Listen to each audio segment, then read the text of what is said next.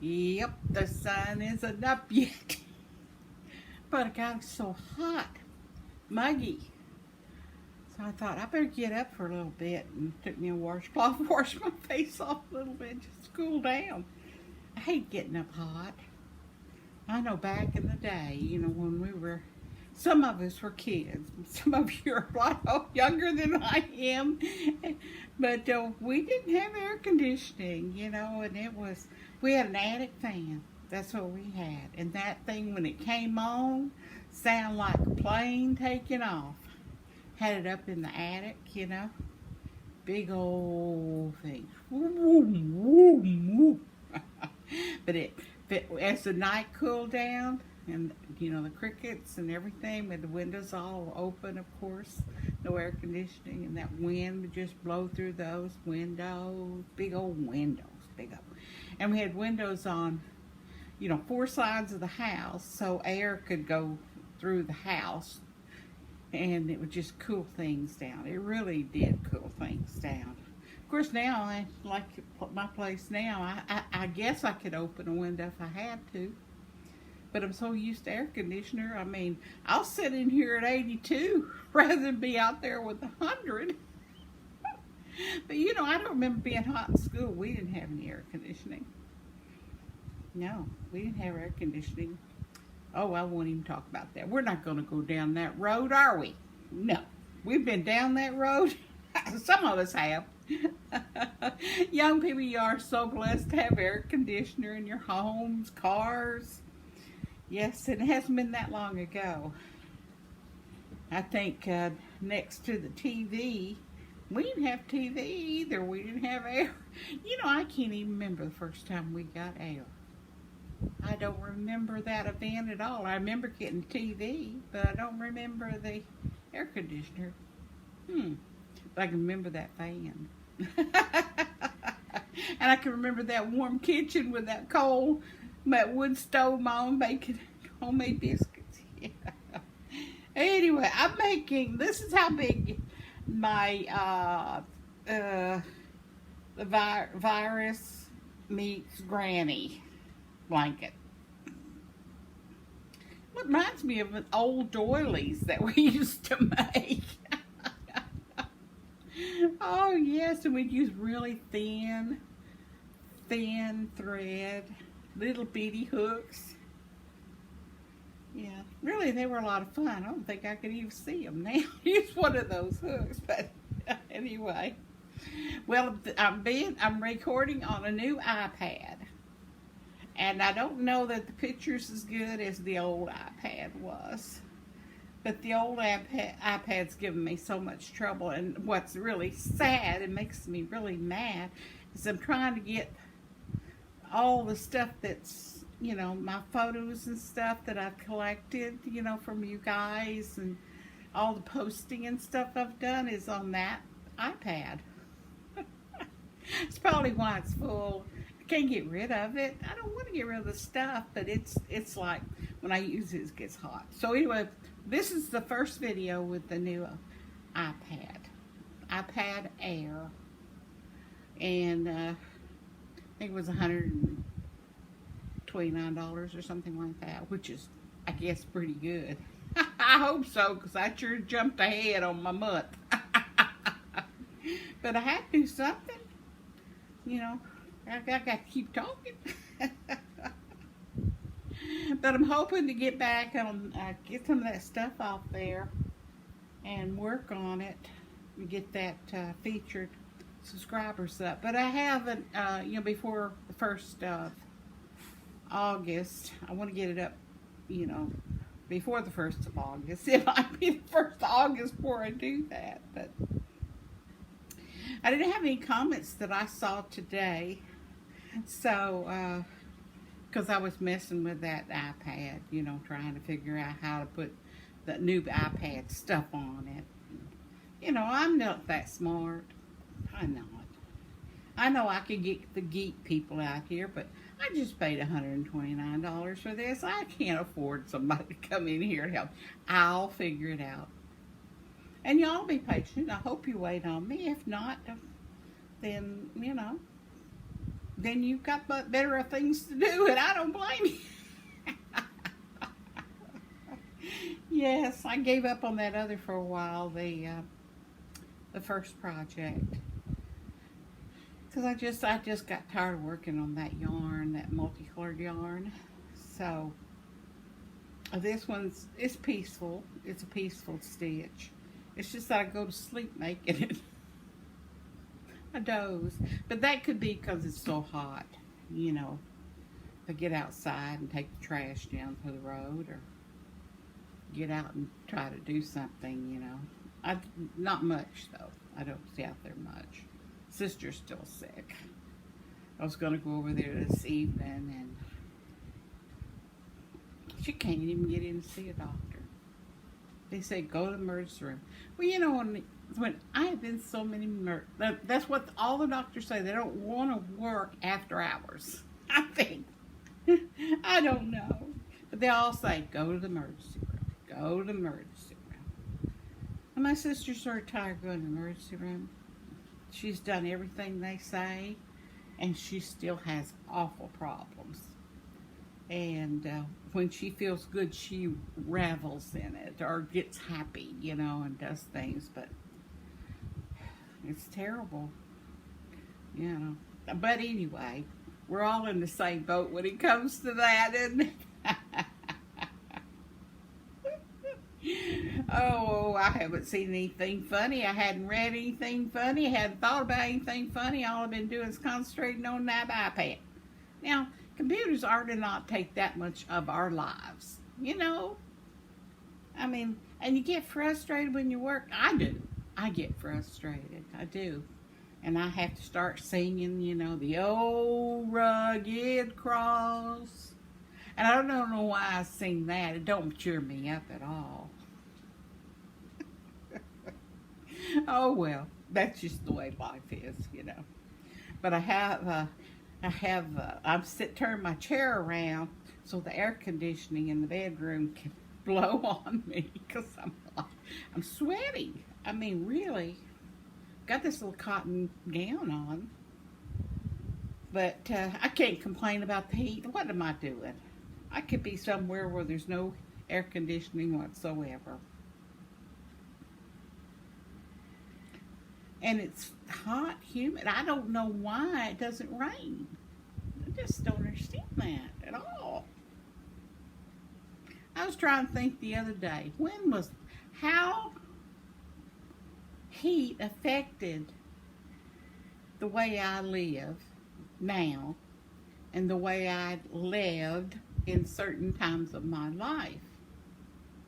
And I can remember laying at the beach, hot as can be, or on the back of a boat in the sun, and never even feel the heat. I mean, you know, I was up in my 40s, and that heat didn't bother me at all. Why does it bother me now? I guess I'm just spoiled. We think we're spoiled? No.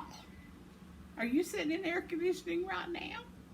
Are you sitting on your couch, knitting a rug or a Afghan like it's winter time? You know, yeah, I'm gonna get this done here. It's snowing outside. I gotta get this stuff done before the real cold weather comes.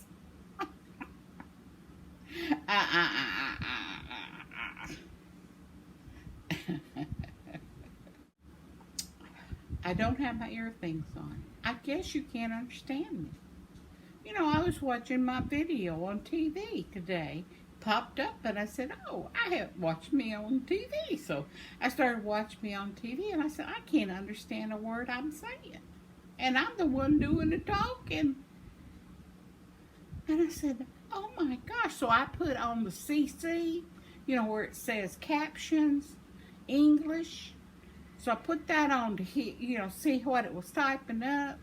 And there was words I never heard of before. And I was just talking up the storm, and it was typing up words that don't even make sense. And I was thinking, am I talking like that? So I slowed it down and checked it, and I was saying all those words, and they were just typing in how it sounded phonetically. I guess they give up on what word to put in there. But I mean, it was like, what? said, I don't realize that I don't talk good. Isn't that funny how I don't talk good anymore? I can't even understand myself. It's very frustrating to me to look at myself and try to figure out what I'm saying. That's pretty bad. I can remember being in, where was it? Virginia. West Virginia? Virginia. And we went to a conference many years ago. And we had gone out to eat in one of the local restaurants in Williamsburg. That's where we were, Williamsburg. And everybody was getting a kick out of the southern accents of these girls that were the waitresses. And the people that, most people were from out of state, going to Williamsburg to check out their history and everything. And I was sitting at a table with a couple of treasurers and their wives and stuff, and they were talking. They said, I can't understand these people at all. Well, they were one was from Detroit, one was from New York, upstate New York, and the other one was from PA. That were sitting with us. And said, yes, I noticed. I can't understand a word they're saying. Are they pronouncing their word, or are they using a different kind of language than us, And I sat there and just kept my mouth shut. That was a good move, I thought. Anyway, and they were just going on about the language and the dialect. I think the dialect. And the lady from she was the treasurer from, she had a real funny accent, and Boston, that's where she was. She had a Bostonian accent, I heard it, but nobody else seems to think it was anything special, but I thought it was enchanting myself.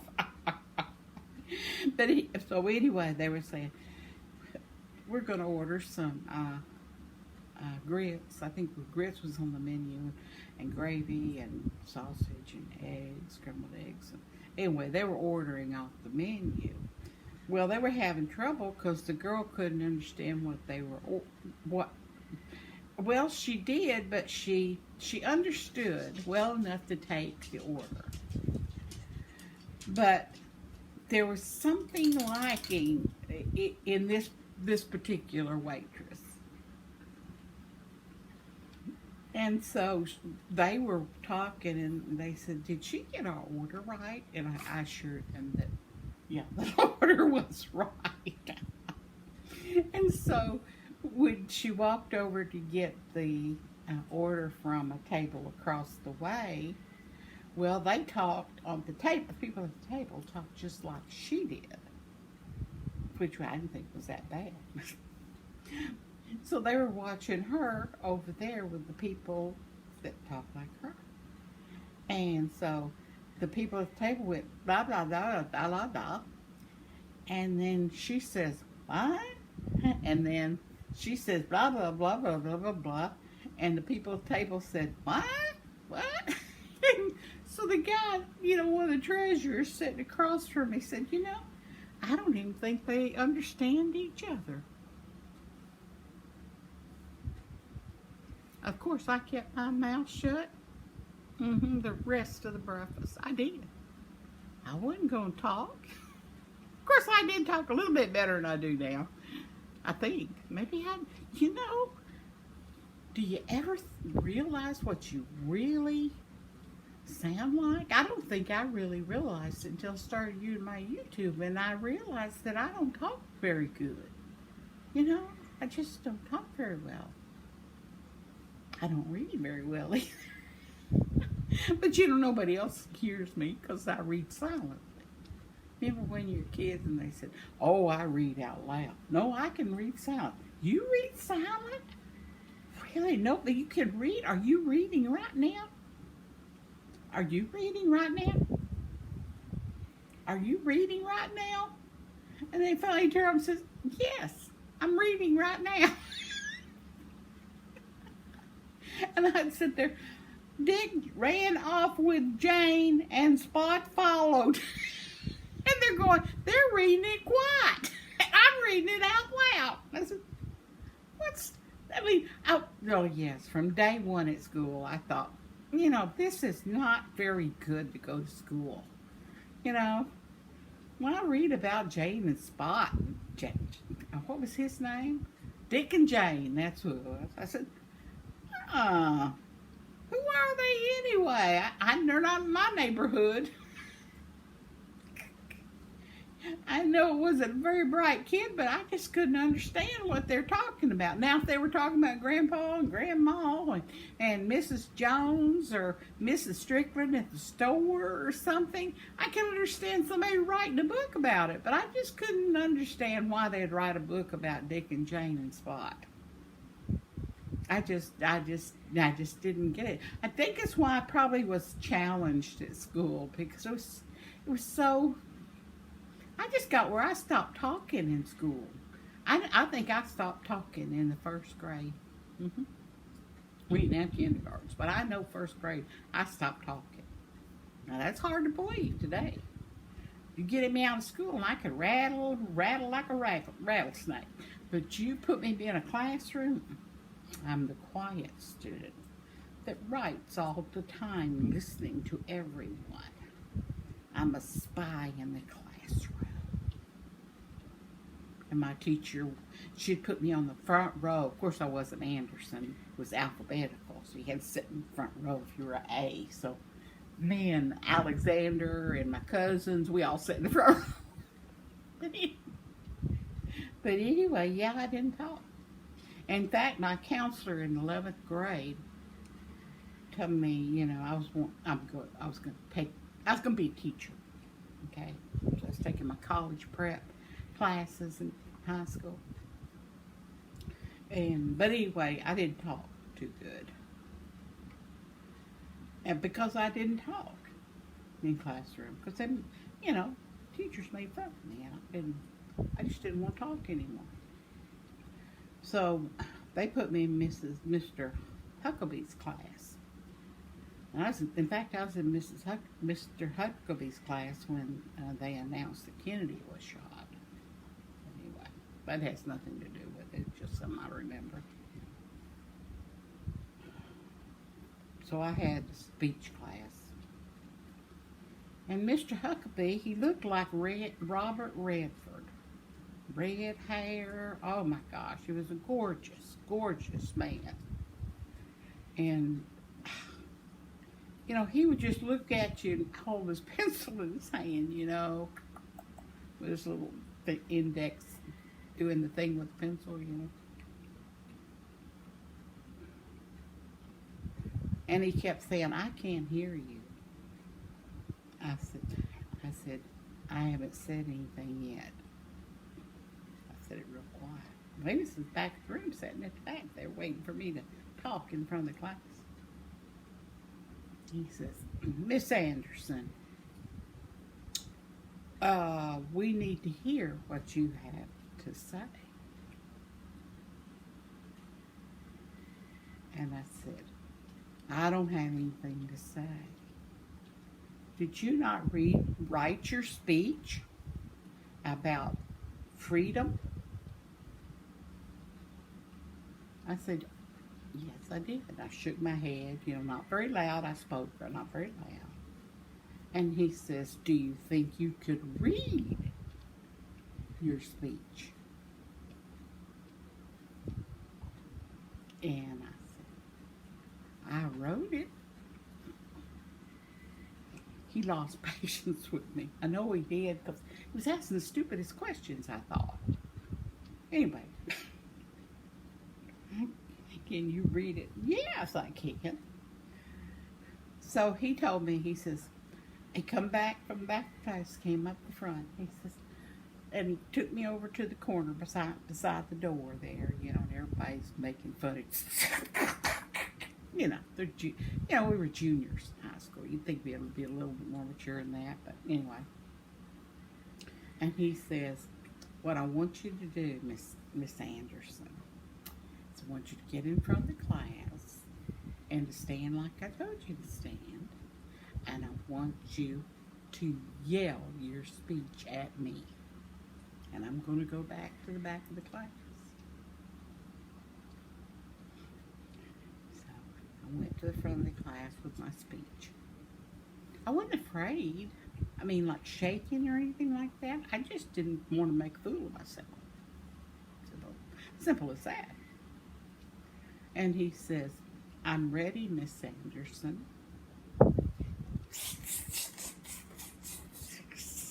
People, doing all kinds of stuff. I said, and he, he told me, yell at him so he can hear me. Don't worry about anybody in the class. So I started my speech. I am so proud to be American. That's it. I'm talking about freedom. I was just yelling. I mean, class just fell out of their chairs. I just kept yelling until I finished that darn speech. And he says, "Very good, Miss Anderson.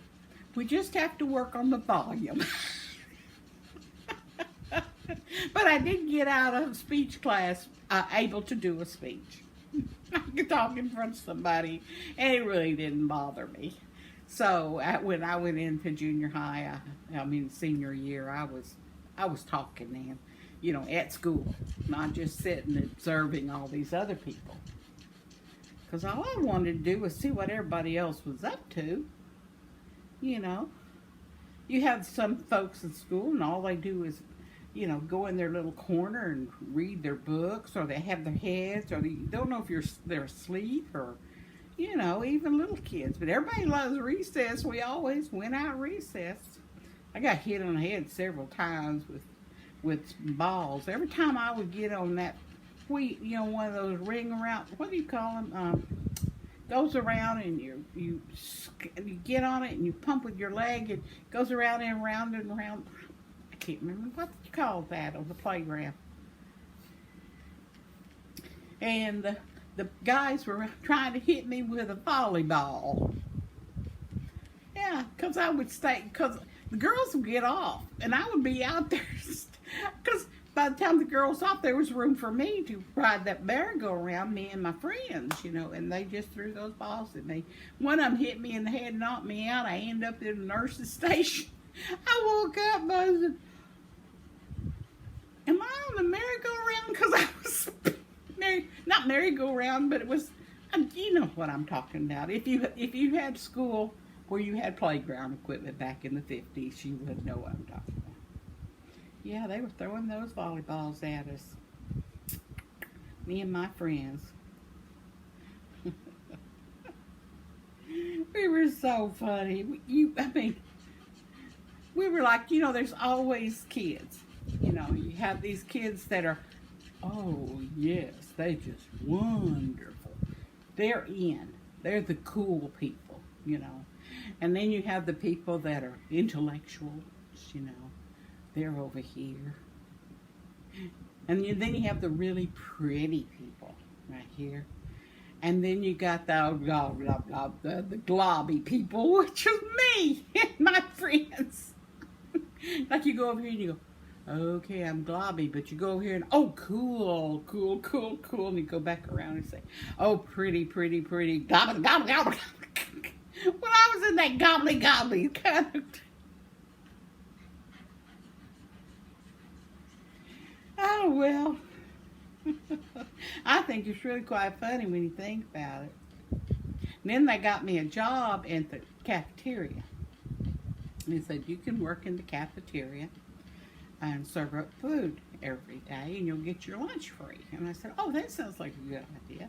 So we wore those real thick hairnets that tied around the back, and everything. And I wore square glasses that were white and blue.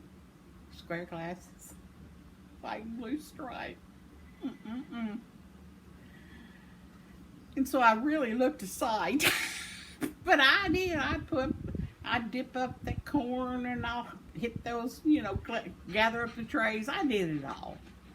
And then the next year, I guess it was my junior year. Yeah, my junior year, I decided that I liked football players to come through there. Because I was getting to that age then. And they'd come through there and I'd flirt with them. Well, it's hard to flirt with somebody who's got black, white, square glasses and a hairnet on. You know, in the school, they don't know who you are if they're upperclassmen, you know. So one day my duck fell out of the tree. You know, I had ducks, and sometimes I'd put them in trees when the rats were bad out in the country. And I was putting them up in the tree so the rats wouldn't eat their feet off, because that's what they were doing at the time. So I put the duck up in the tree. It was Diddle Duck too, my favorite duck. Diddle Duck fell out of the tree and hit me in the head, in the face, and blacked my eye. Well, when I was working serving up food in the cafeteria, the football player said, "What happened to your eye?" I said, a duck fell out of the tree. Well, you know, I was the ducky lady after that, the ducky girl. When I graduated, I don't know if I really, I got quite a few scholarships. You know, my college was paid for and everything, but it was like, you know, we get all these awards and everything, but I never really felt like I fit into school. Remember where I tried to fit in, I just didn't fit in. But looking back, I fit in just fine, because everybody else was just as lost as anybody else. They just had a front of some kind, you know. But, oh well, here I am telling old silly stories again. But, yeah, I still trying to figure out how Dick and Jane and Spot influenced my life. I have no idea. They had to be some kind of reason besides learning to read. Why waste my time on people like that when I can learn other words like truck and tractor and, you know, the cotton mill, or things that I knew about. And then they give you spelling tests on, I mean, this was in elementary school, and then they give you spelling tests on words that you don't use, like pram. I'll never forget that spelling test. Spell pram. I didn't even know what a pram was. I mean, I really didn't know what a pram was. And the teacher said, it's a baby buggy. Now, I don't think that an Arkansas kid that raised out in the country, I wasn't real good at reading or anything, but I mean, they made me feel, or my teacher, Mrs. Gore, made me feel so stupid. And I thought it was stupid of her. She wore those little old skirts with those, you know, one of those big old buckles, and she had it so tight that she could hardly, hello, I'm Mrs. Gore. We're going to learn French today. But I thought, if I'd take that belt off, she could breathe. Oh, well, that's back in the day. It's the way I guess that's the way they dressed. I don't know. And I don't even know if I have a right to even talk about it. I don't even know if I should put that on YouTube. Oh, well, say la vie. Well, I'm going to try to work on that if I can retrieve some of that stuff from that iPad and put it on that new iPad. Oh, how frustrating I'm becoming on that. But I'm sorry I'm talking about myself so much. I apologize. I apologize because I want to hear what y'all have to say too. I do. And it gets pretty lonely sometimes. But anyway, I look forward to hearing from you, and if not, I understand you're really busy. But I'm really, really warm. I may go get me a washer I can put around my neck, cool me down a little bit, because it's awfully hot in here. Or maybe I'll make me a fan out of me my magazine. That'll probably be a good idea. Well, take care of yourself. Remember, God has you in His hands. And pray for Mother Earth and our bumblebees. Have a good day, and I'll see what we and I hope to visit with you tomorrow. Thank you for being out there and listening to me. And let's carry on. Okay, let's keep getting up and seeing what's going to happen. Have a good day. Bye bye, y'all.